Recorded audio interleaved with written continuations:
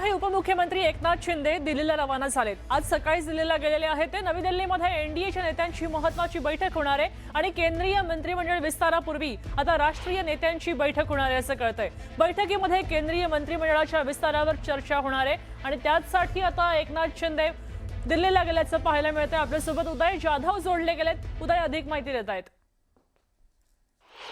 जे आपल्याला माहिती मिळाली त्यानुसार शिवसेनेचे मुख्य नेते आणि उपमुख्यमंत्री एकनाथ शिंदे हे आता नवी दिल्लीसाठी रवाना झालेले आहेत। नंदनवन या शासकीय निवासस्थानावरून एकनाथ शिंदे हे निघालेले आहेत। सगळ्यात महत्त्वाचं म्हणजे एनडीएच्या राष्ट्रीय सर्व नेते जे आहेत विविध पक्षांची त्यांची महत्त्वाची बैठक जी आहे ती नवी दिल्लीमध्ये नियोजित केली गेलेली आहे।